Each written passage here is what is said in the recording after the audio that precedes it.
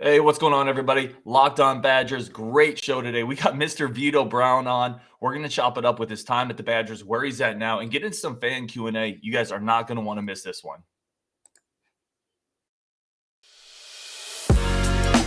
You are Locked On Badgers, your daily podcast on the Wisconsin Badgers. Part of the Locked On Podcast Network, your team every day. Hey, what's going on, everybody? Ryan Herring's your host of Locked On Badgers. Thank you so much for making this your first listen every day, here to build that Badger community. And like I said, I don't want to delay anything. Really appreciate the guest we have coming on today. It's Vitto Brown. We're going to bring him on right now. Badger fan favorite. Vitto, man, what's good? Thank you for joining the show. Right, how you doing, man? What's up, Badger fans? Oh, man, so I have so many. Listen, I'm going to run out. I say this to a lot of guests, but I actually mean it with you. I'm going to run out of time before I run out of questions. So I really appreciate you coming on. I just want to start with, where has your basketball journey taken you? We were talking a little offline, watching some of your highlights where you're at now. Where have you gone since Wisconsin, for Badger fans that may not know? Yeah, so my first year out of college, I actually ended up back in Wisconsin in the G League. I was with the Milwaukee Bucks G League team out in Oshkosh, city that I never thought I would be in. But it was a good time. Didn't stay there too long. Ended up going to the Clippers G League team, then to Maine, which is the Celtics. So I bounced around a bit my first year, and then I ended up staying in the G League 2 more years after that because I had some injury, and it just kind of worked out timing wise for when I actually healed up. I was able to, jump right into that third G League season, and that was my best season yet. And then that's when COVID happened, Right. right seemingly at my peak there. So after that, I decided, okay, maybe overseas is the best option for now, and we'll see where it takes me. So I ended up going to France last season, and then this past season that just finished, I was in Spain. And just to move back to your last G League season, that was with Erie, correct? Yep. Yeah, I mean, that was 15 points a game, shooting almost 40% from three. Like, that was a tremendous season for you, really developing into that, continuing to develop that game. Yeah. I want to follow up on that. Where has your game, do you feel like, where has it evolved the most for you after leaving Madison? Where have you grown the most as a player? Yeah, I mean, just doing what you're capable of. In Wisconsin, I learned a lot. Was able to play with and against in practice and in the games. Against some incredible players, some future NBA players, and big time overseas guys. So just learning all that, but knowing that I didn't quite, put into the game everything that I was able to for whatever reason. I think as I left college and I started to grow and become a little bit more independent in my game, I was able to, finally implement those things that I've been working on for so long, and namely just, not being afraid to shoot the ball. That's a big thing, especially with the way the NBA and really basketball around the world is going. Everybody has to be able to shoot, especially when you're my size. That's like a lethal weapon at 6'8". So um, just knowing that, and then actually having the confidence to go out there and let it fly, with no hesitation, and then also being able to guard. I think I did a good job of that in college, but because of our defensive style, I didn't really have to switch too often, and I was never put in those kind of uncomfortable situations. So in the G League, it was a big time switching league, because it's really guard heavy. Mm-hmm. So you kind of 1 through 5. Wait, hold on. Can you hear me? Yep, I still got you. All right, got you. So yeah, you had to be able to guard 1 through 5, and I think that my game has really grown in that area to where now I'm confident that I can stay with pretty much anybody who's in. Yeah, I was listening to JJ Redick on his podcast, and I wasn't going to actually bring this up, but you hit on something that I'm curious to just get your perspective on. He talked about the college game being behind the NBA game and the world game in a lot of ways. Teams don't emphasize spacing as much. Defensively, like you said, there's not as much switching. Is there an element of the college game and maybe even Wisconsin systems that needs to evolve a little bit, or is it fine for where it's at because you're playing different types of people? It goes both ways, because even having been overseas these last 2 years, when people ask me how it is, and especially in Spain more so than France, I honestly compare it. I say that it's a mix between NBA basketball and college. Like, it's a lot of the same college principles in terms of help defense, positioning, because you can stay in the key in Europe. In the NBA, you got a defense of 3 seconds. In Europe, you don't. So that's more like college, and you kind of structure your whole defense around being able to do that. So, where Wisconsin's at now, I think they're in the sense that, Coach Gard is getting better at coaching every year, and then he's also bringing in the talent that's able to kind of adjust and play multiple different styles of basketball. It's hard to say whether or not the whole organization needs to evolve, but rather I think they just need to keep getting the guys who are willing and able to learn and adjust on the fly, and then I think the scare of itself. Well, and certainly from a success standpoint, there really hasn't been an issue. So the win-loss record and the percentages speak for themselves. I want to ask you a little bit about playing in Europe crowd-wise. Like, can you compare like a crowd in Spain for a big game against a crowd in the Big Ten? What is that like? What's the differences? Is it more? And I think people get the idea that it's more volatile. Like the crowds are a little angrier. Is that true or false? Honestly, it depends country to country, city to city. I mean, I've had some crowds that were pretty nonchalant, like, are they even there? But also, I played the whole COVID year in France, so that wasn't really a fair, depiction on how, it might normally be. And I think this year, even though the restrictions were lifted, I still think that maybe next year there'll be even more people.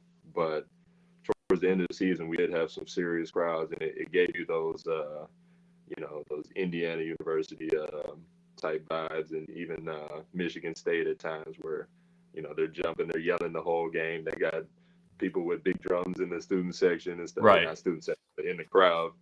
So I think the biggest difference is just that there's more people in the Big Ten. Like, there's physically more people in the gym because, like, every arena is bigger. But in Spain, though, there's been some arenas that only hold 5,000, even 4,000, but they're packed and they're yelling the entire game. So it's pretty comparable. It kind of, like I said, it just depends on which team, but they're for the most part, the fans are pretty rowdy.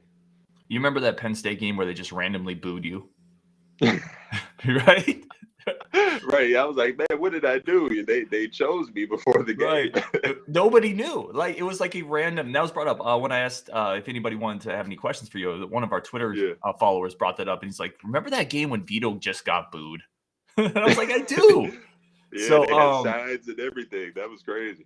Yeah, it was great, and that's a college thing that is probably unique to the college atmosphere. I want to finish it up on this, because then we have a lot to get to, and I want to make sure I get to people's questions. But I do want to ask you, like, what is next for you as a basketball goal? Is there something you're working towards? Are you really good where you're at, or where is your next step? Do you think? Yeah, I mean, for anybody who actually knows me, I'm always working up this way. So I think every year I've been able to climb that ladder one more step. This summer, I'm not going to name any names, but I got some workouts coming up in America, so that's a big step for me, and I'm just looking forward to going out there and showing what I've learned in these last several years. Still young, still able to move with the best of them. So yeah, I feel good about where my game is. Definitely at my peak physically too. So yeah, my goal is to keep going up, and like I said, if that's NBA, high level Europe, whatever, I'll take it. But the first goal is the NBA for sure. That's awesome, man. And at the end of the day, you're living a dream that so many, you're playing professionally. It's incredible, and right. We will obviously wish you all the best with that journey, and we're going to continue following along. Coming up, guys, we're going to keep Vitto Brown on here as long as humanly possible. We're going to get into his time in Madison and some user questions. But first, today's show is brought to you by BetOnline. BetOnline remains your number one source for all your sports betting, gambling needs. It is an easy-to-use website. Do it responsibly, obviously, but there's a reason we use it at Locked On. Great place for futures. If you have a read on the NBA Finals, you could even get into next year's NFL season. Who's going to win the AFC? Who's going to win the NFC? Baseball's full swing. It's a great time to go to BetOnline. All your sports wagering needs, and also online Vegas games, roulette, blackjack. And again, you do it responsibly, but it's a great way to have fun, test your sports knowledge. If you have a great read on something, maybe Vito's got a great read on the finals. Maybe he's got a great read on who's going to go number one in the draft. It's that type of thing. You can have fun with it with your friends. The website is easy to use, intuitive, has all the future props, et cetera, et cetera. Head to the website today. Use your mobile device. Learn more about the trends and actions. Bet online, where the game starts. And next, guys, again, we've talked about this a lot. There's a user survey. We want to thank everybody for the support for the show, the network. It's been growing. Again, it's all reflective of the type of guests we can get on the show. People like Vitto, everyone just building this Badger community. That's what it's all about. And I'm so appreciative of that. We have a survey. Go to lockedonpodcast.com/survey, lockedonpodcast.com/survey. Fill it out, make the show better for you. And if you do that, you're entered to win one of 10 $100 gift cards from Ticketmaster. All right, guys, we're going to bring Vitto Brown back on the show. And again, very appreciative of your time, Vitto. Thank you so much for joining us. I want to get into some of your time with the Badgers. Obviously, you were there during an incredibly successful run of 4 years. I want to talk about how this is the first one that came up, and this one might be a bit of a weird question, but you were on that team that beat that 40-0 Kentucky team, one of the most iconic moments really in Badger history. Is it hard as an athlete to enjoy that win, knowing that it was followed up by a very tough loss against another very good Duke team? How do you compartmentalize those two things, or do you always match them together? Yeah, I mean, for all that were involved at that time, I think we all felt like that should have been the championship. Yep. It just felt like the way the past were, and the fact, it was a rematch of the year before. It was like, man, this is the championship game. So not to say that we let our guard down for the next game, because that's definitely not what happened. We all know there was some controversy surrounding that game. Right. But like you said, that's an unforgettable moment, and even though we weren't able to, come home with the gold at the end of the day, it's like we did something that nobody else that year could have done. Obviously, they were 38-0 at the time, and then they were 38-0. 38 we were done. the team. We were the team to do that, and especially now seeing how many guys on that team are like big time, NBA All-Stars now. It's like, yeah, we beat all those guys at the same time, and it's crazy. Yeah. Is that in a way, I feel like that win over Kentucky, no matter what happened in the championship game, was almost going to be the highlight of that run, no matter what. Yeah. I mean, right? So here's a question: in your time in college, did you ever play in a game with more combined talent? Because that Kentucky team was absolutely loaded, and the Wisconsin team. I mean, again, just the amount of people on your team, our team, that went pro, either overseas or in the NBA as well. Is that the most talent you've seen on a court together at the college level? Yeah, I mean, some might argue Duke, because obviously they've had, successful people too. But I think Kentucky's level was above theirs, and we played some really good Michigan State teams, obviously some Florida teams, but pound for pound, yeah, that game was stacked top to bottom. Even the guys who didn't play much like me, it's like we're pros now. So it was definitely an amazing moment that like shouldn't be forgotten. What was Bo Ryan like before the biggest games? Did he change, or was he consistent?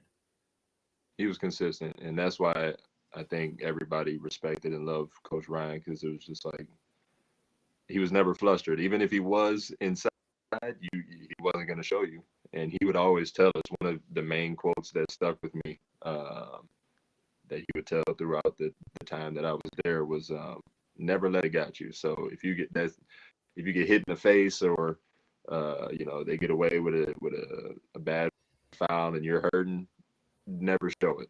I don't care if your leg is broke. He doesn't want you showing it, because it's like then the other team knows your weakness and go for it. So that was one thing that always stuck with me that Coach Ryan said. I wanted to talk to you a little bit about your last 2 years. Big time player, team was really good still, and you just had 2 back-to-back really tough outs in March. You had the Notre Dame game and the Florida game.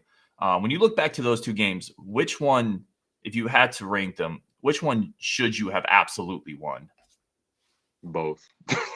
Yes, I that's the mean, answer. I mean, yeah, I've replayed the end of those games so many times, and obviously, I was in foul trouble in the Florida game, and I think I Yep. fouled out with like 7 minutes left or something ridiculous. But And of so course, that one went to overtime, so that exactly, hurts. Yep. exactly. So that one hurt a little bit more for me too, because it was like, dang, there was nothing I could do at that point. You know what I mean? And I had absolute trust in the team, and I mean, how many people make a floater from the 3-point line? Like that's ridiculous. But A question we've obviously, all asked. yeah. But true basketball players and fans know that it's usually not decided on the last shot. It's stuff that happened Right. before. We definitely had chances to put them away. And same with the Notre Dame game. I mean, that game it felt like it was done. With like 20 seconds left, it felt like it was over. And so I can't rate them because we kind of gave away both of those, if I'm being honest. Yeah, and that's what it felt like. Again, your perspective is definitely different than a fan's perspective, having been there and played it and bled for that stuff, put the work in. But it felt like as a fan that both of those games, your Wisconsin was better, and it gave it away. I specifically want to go to the Notre Dame game because you hit a giant three at the end of that. Like we came down. It was a tie game, and you banged a three. I think it was Nigel Hayes drove, or Koenig. I forget who. Maybe it wasn't even, but there's a drive, kick out to you, tie game, 20-somethings, and you banged a corner or a wing three. We go up 3. They come down free throws. We're up 1. And then it was that turnover. They got an easy layup. We had another turnover. It just felt like that game was wrapped up, to your point. Yeah. And I mean, you see it all the time. And even in professional, it's like you're up. And for some reason, like when you're up 3, teams have the tendency to like give up a layup. And it's like, just because you don't want to give up a 3 doesn't mean that you just let him walk to the basket.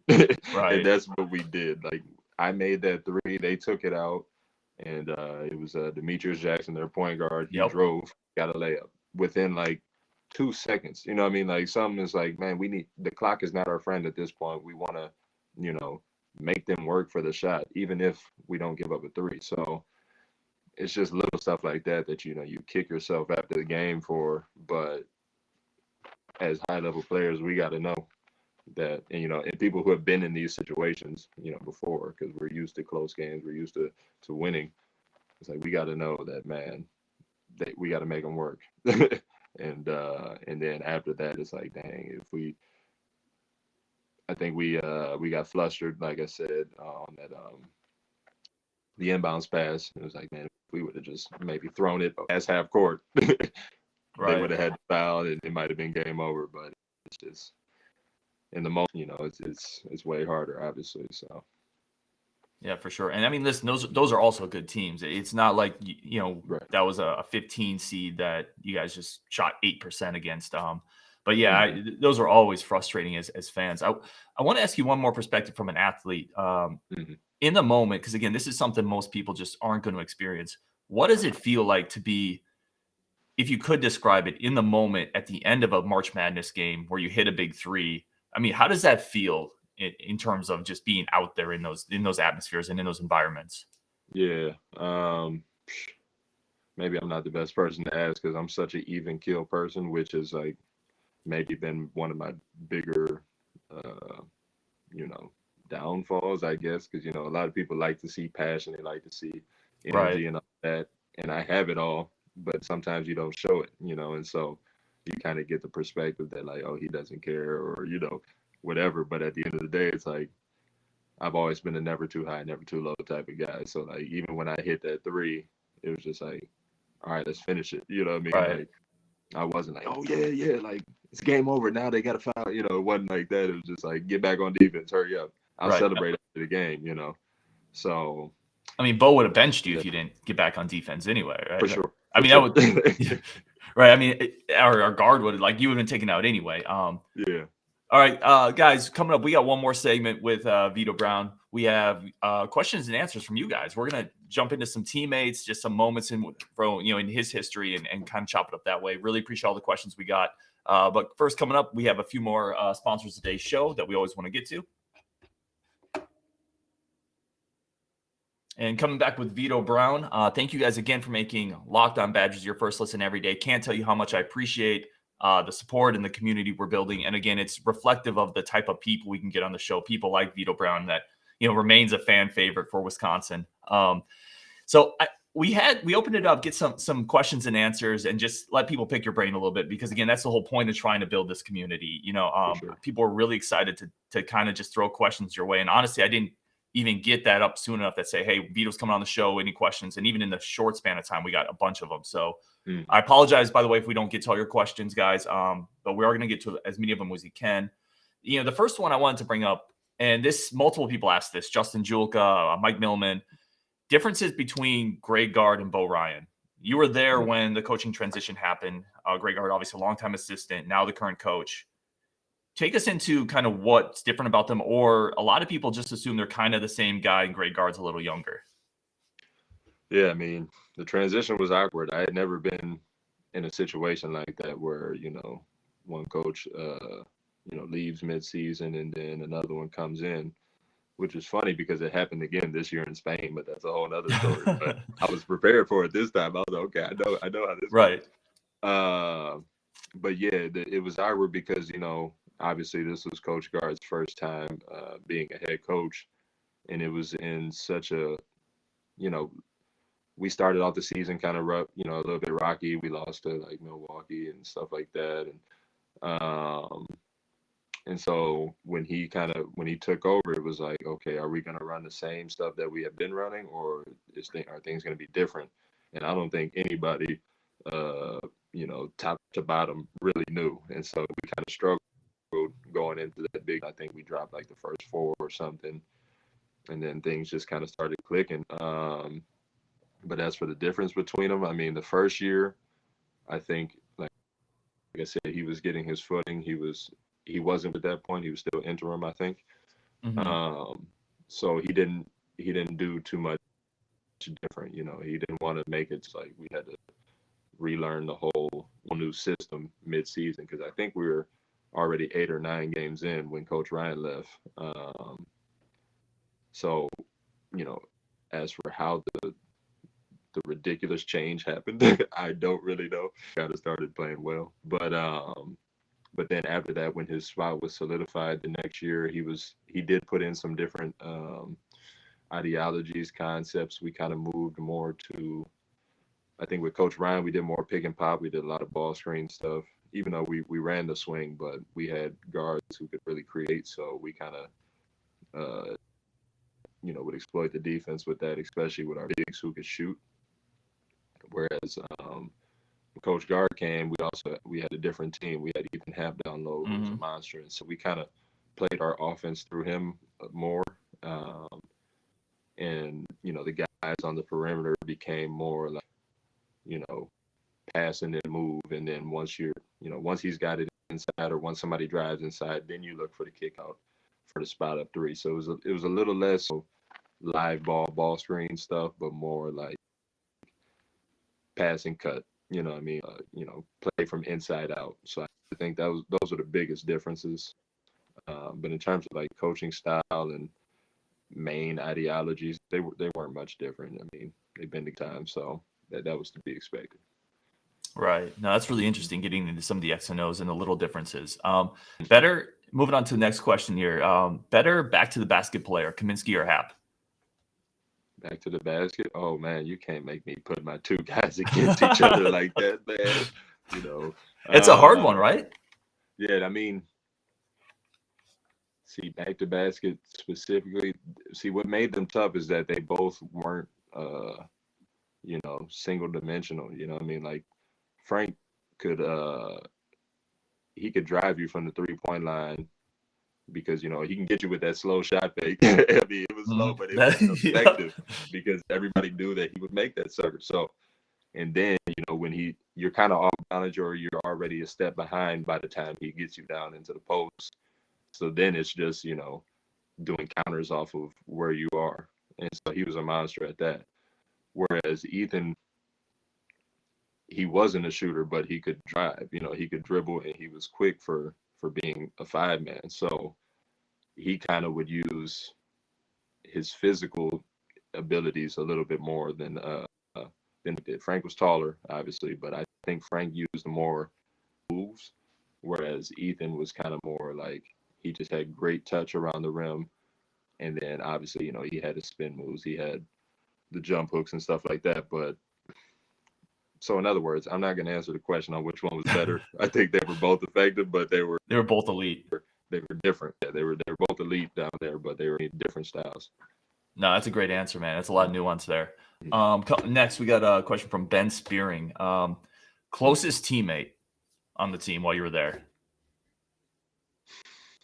I mean, my whole class that I came in with, like, we were super close, and like we still talk every day, pretty much, in our little Snapchat awesome. group chat. Yeah. So, and this is, I mean, we've been out since 2017. So, but within that group, I think me and Bronson probably spent the most time together.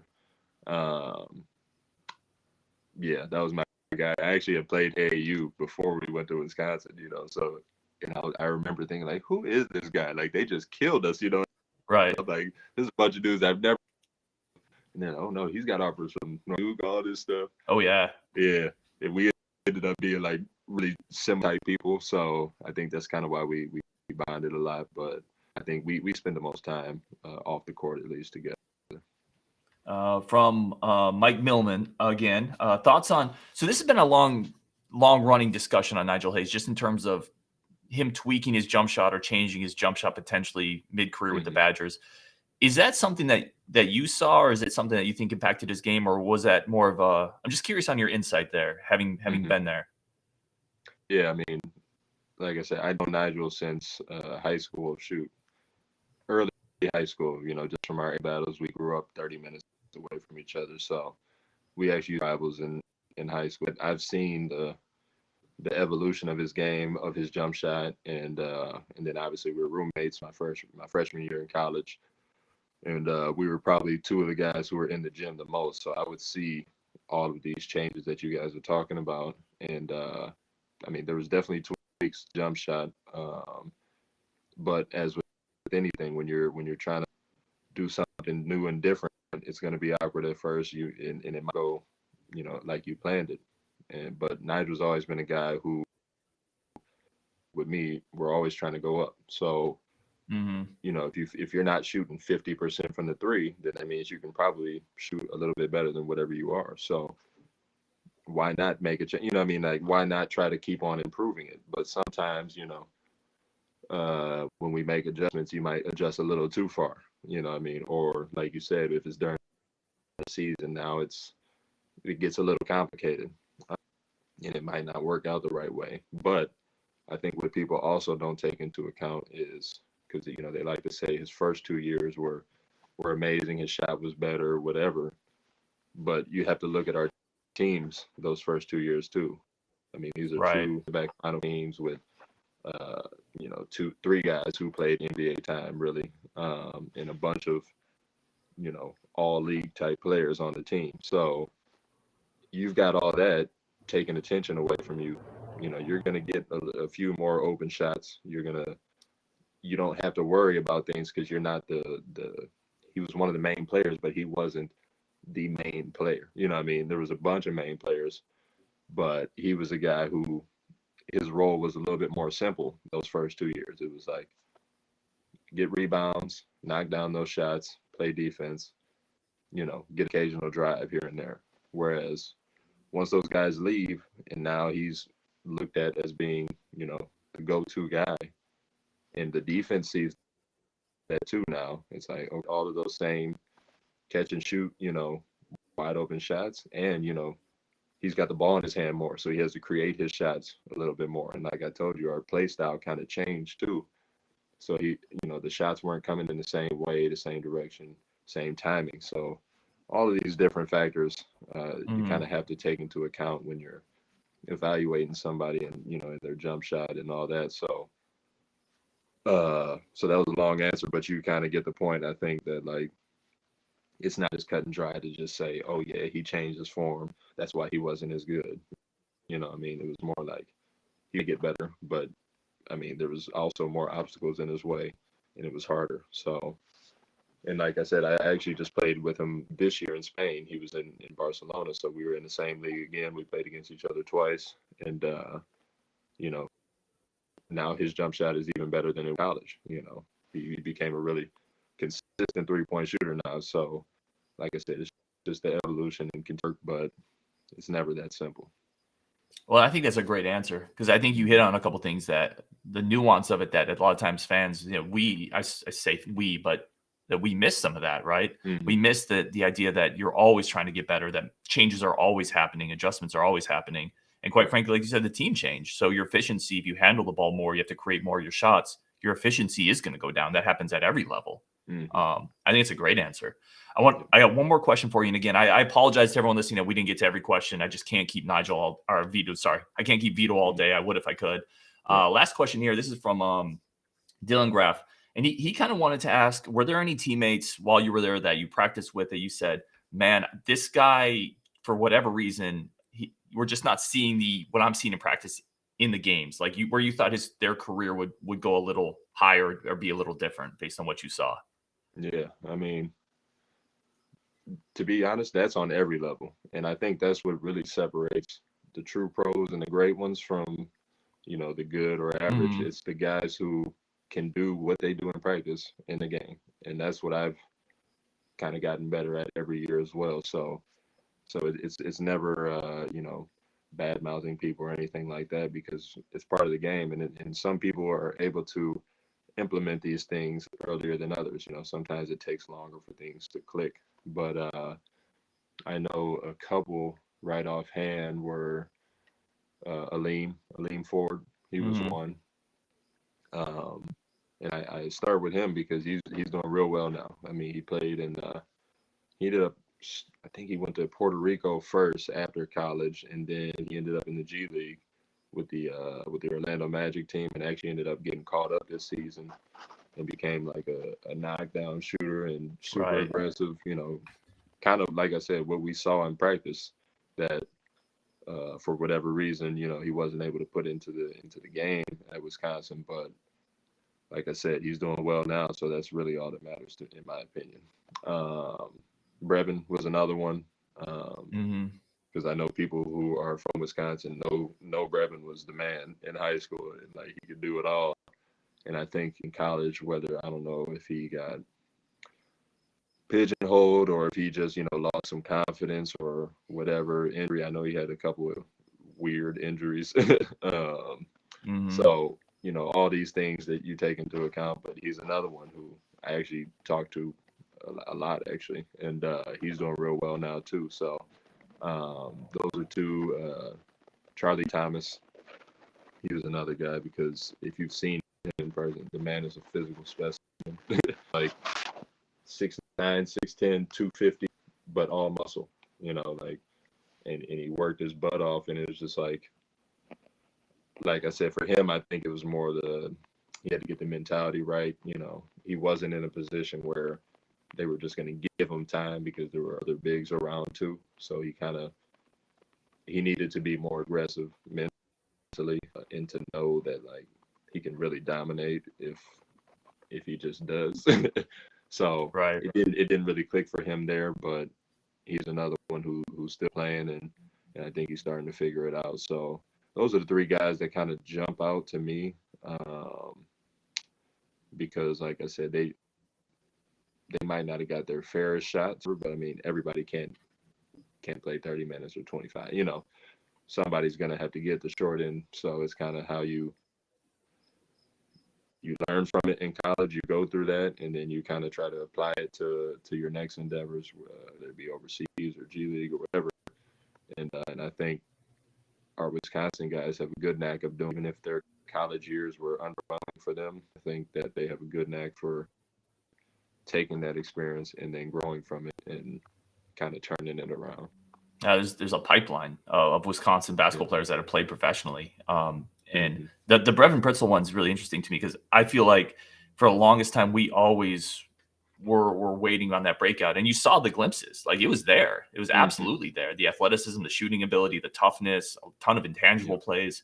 But yeah, to your point, and it's really good insight from a player who's there, putting it all together consistently sometimes doesn't happen for a lot of reasons, I want to finish on this because I've already kept you, I think, for probably longer than I should, but I just want to kind of get your take on, and again, I apologize for everyone for the questions we couldn't get to.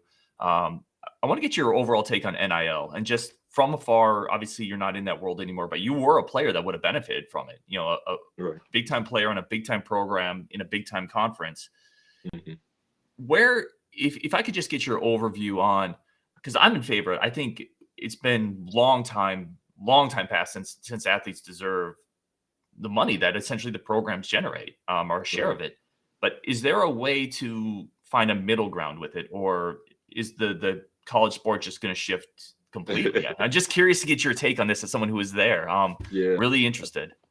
That's the question, and I feel like it's kind of a how do I say it? You know how when pressure builds up for so long and then when you release it, it kind of it's more, it explodes, and I think that was kind of what happened here. Like, if these rules would have been in place years and years ago, like they should have been, I don't think we see, these ridiculous, crazy deals that are coming out now. But it's like they waited so long, and now, with the rise of social media and kids being famous before they even get to college now, it's like these numbers have just gone to heights that I don't think people,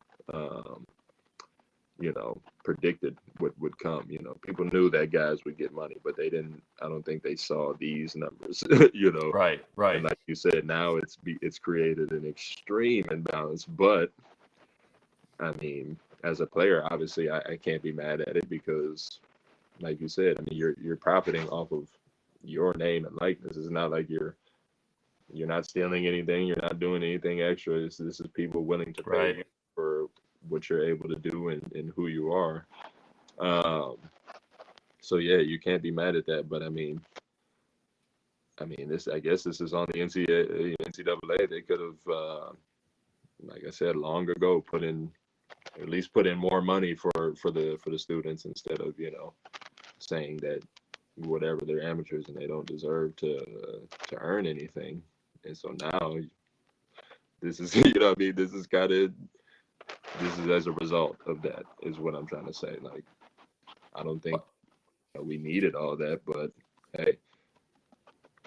Well, and I think your point is dead on, right? The NCAA for so long dug in so hard against any concessions, right? No. If they could have worked to make a middle ground when, quite frankly, social media and the athletes didn't have as much influence as they do now. And I think everyone would have benefited and it would have been win-win.